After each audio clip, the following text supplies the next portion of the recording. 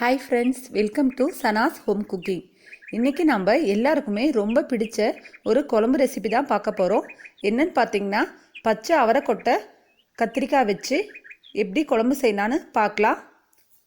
அதுக்கு முன்னாடி நம்ம சேனலை சப்ஸ்கிரைப் பண்ணாதவங்க சப்ஸ்கிரைப் பண்ணிக்கோங்க. கூடவே பெல் ஐக்கானையும் கிளிக் பண்ணிக்கோங்க. முதல்ல ஸ்டவ் ஆன் பண்ணிக்கலாம். இன்றைக்கி நான் 1/2 கிலோ அளவுக்கு மொச்சை அவரை வாங்கி உரித்து வச்சுருக்கேன்.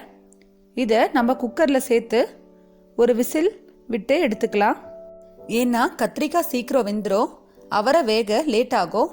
அதனால தான் நம்ம குக்கரில் வச்சு எடுத்துக்கலாம். இதில் கொஞ்சமாக தண்ணி சேர்த்துட்டு கூடவே கொஞ்சம் உப்பு சேர்த்துக்கோங்க.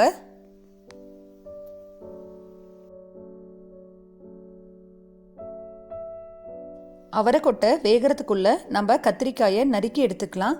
நான் இன்றைக்கி 4 கத்திரிக்காய் எடுத்திருக்கேன். நீங்கள் கத்திரிக்காய்க்கு பதில் கருவாடு சேர்த்தும் செய்யலாம். குழம்பு ரொம்ப நல்லாயிருக்கும். கத்திரிக்காயை காம்பை கொஞ்சமாக நறுக்கிட்டு குறுக்க அறுத்துக்கோங்க.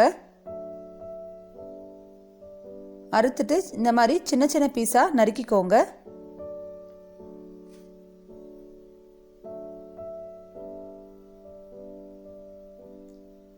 இந்த ஷேப்க்கு எல்லா கத்திரிக்காயும் நறுக்கிக்கோங்க. நறுக்கி இதை நம்ம தண்ணியில் போட்டு வச்சுக்கலாம். அப்போ தான் கத்திரிக்காய் கருப்பாகாது. பாருங்கள், அவரைக்கொட்டையும் நல்லா வெந்துருச்சு. இப்போ இதை நம்ம வடித்து தனியாக எடுத்து வச்சுக்கலாம். இப்போது ஸ்டவ் ஆன் பண்ணிக்கலாம். இப்போ பாத்திரத்தை வச்சுட்டு பாத்திரம் சூடானதும் நாம் எண்ணெய் விட்டுக்கலாம். நல்லெண்ணெய் விட்டால் இன்னும் டேஸ்ட் ரொம்ப நல்லாயிருக்கும். எண்ணெய் காஞ்சதும் நாம் இதில் 1 டீஸ்பூன் அளவுக்கு கடுகு சேர்த்துக்கலாம். கடுகு பொரியட்டும். கூடவே 1 டீஸ்பூன் அளவுக்கு சீரகம்,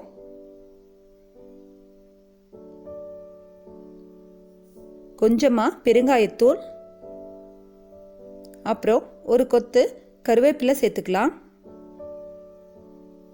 இப்போது ஒரு 20 சின்ன வெங்காயத்தை நல்லா உரிச்சிட்டு நம்ம முழுசாகவே இதில் சேர்த்துடலாம். கூடவே ஒரு 10 பல் பூண்டு சேர்த்துக்கலாம். இதில் சின்ன வெங்காயம் மற்றும் பூண்டு முழுசாக சேர்க்கறதுனால டேஸ்ட் ரொம்ப நல்லா இருக்கும். இதை லேசாக வதக்கி விட்டுக்கோங்க. கூடவே ஒரு 1/4 டீஸ்பூன் அளவுக்கு வெந்தயம் சேர்த்து இதையும் வதக்கிக்கலாம். இப்போது 2 தக்காளியை நல்லா பொடியாக நறுக்கி இதில் சேர்த்துக்கோங்க. தக்காளி நல்லா வதங்கணும். இதில் 1/2 டீஸ்பூன் அளவுக்கு மஞ்சள் தூள், அப்புறம் 2 டீஸ்பூன் அளவுக்கு மிளகாய்த்தூள், 1 டீஸ்பூன் அளவுக்கு மல்லித்தூள் சேர்த்துக்கோங்க. கூடவே தக்காளி வதங்க கொஞ்சமாக உப்பு சேர்த்துக்கலாம். சேர்த்து இது எல்லாத்தையும் நல்லா கலந்து விட்டுக்கோங்க. தக்காளி வதங்க கொஞ்சமாக தண்ணி சேர்த்துக்கலாம்.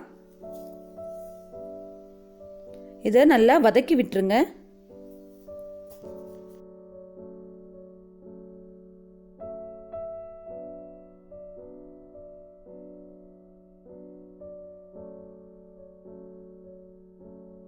தக்காளி நல்லா வெந்து எண்ணெய் பிரிஞ்சு வரணும்.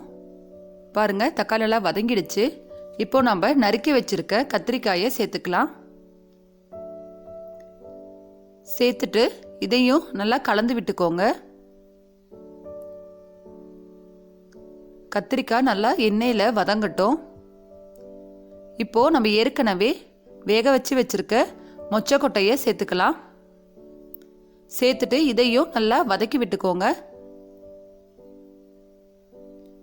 அப்போ தான் மசாலாலாம் நல்லா மிக்ஸ் ஆகும். இப்போது ஒரு 5 நிமிஷம் இதை நம்ம மூடி வைக்கலாம்.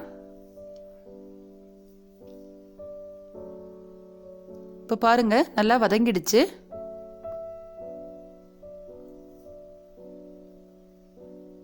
இப்போ ஒரு டைம் கிளறி விட்டுக்கோங்க. கத்திரிக்காய் நல்லா வதங்கிடுச்சு. இப்போ நம்ம இதில் ஒரு எலுமிச்சை அளவுக்கு புளியை 1 கப் தண்ணியில் கரைச்சி சேர்த்துக்கோங்க. உங்களுக்கு புளி கம்மியானா இன்னும் கூட கம்மி பண்ணி சேர்த்துக்கோங்க.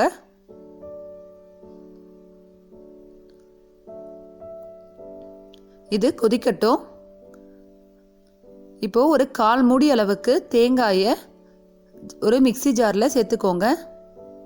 சேர்த்துட்டு அது கூடவே 1 டீஸ்பூன் அளவுக்கு சீரகம் சேர்த்துக்கோங்க. சேர்த்து கொஞ்சமாக தண்ணி விட்டு இதை நல்லா மைய அரைச்சிக்கோங்க. இப்போ பாருங்கள், நல்லா கொதிச்சிருச்சு. இந்த இதில் அரைச்ச தேங்காய் விழுதை சேர்த்துக்கலாம். கூடவே தேவையான அளவு தண்ணி சேர்த்து கலந்து ஊற்றிக்கோங்க. இப்போ ஒரு டைம் நல்லா கலந்து விட்டுக்கலாம். நம்ம ஏற்கனவே கொஞ்சம் தான் உப்பு சேர்த்துருக்கோம். அதனால் உப்பு சரி பார்த்துட்டு தேவையான அளவு சேர்த்துக்கோங்க. தேங்காய் சேர்த்த பின்னாடி குழம்பு ரொம்ப நேரம் கொதிக்கக்கூடாது. அதனால் ஒரு கொதி வந்ததுமே ஸ்டவ் ஆஃப் பண்ணிக்கோங்க. பாருங்கள், நம்ம ஸ்டவ் ஆஃப் பண்ணியாச்சு. மண் பாத்திரனால இன்னும் கொதிக்குது. கத்திரிக்காயும் ரொம்ப வேகக்கூடாது, 3/4 பதம் வெந்தால் போதும்.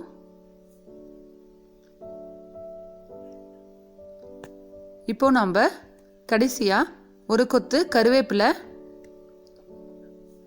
அப்புறம் பொடியாக நறுக்குன கொத்தமல்லி தழை சேர்த்து நல்லா கலந்து விட்டுக்கலாம். அவ்வளோதான், ரொம்ப டேஸ்டான மொச்சக்கொட்டை கத்திரிக்காய் குழம்பு ரெடி ஆகிடுச்சு. இதை நீங்கள் சாதத்தோடமோ இல்லைன்னா ராகி களியோடய சாப்பிட ரொம்ப நல்லாயிருக்கும். நீங்களும் ட்ரை பண்ணி பார்த்துட்டு ரெசிபி எப்படி இருக்குன்னு கமெண்டில் சொல்லுங்கள். வீடியோ பார்த்ததுக்கு நன்றி. வாழ்க வளமுடன்.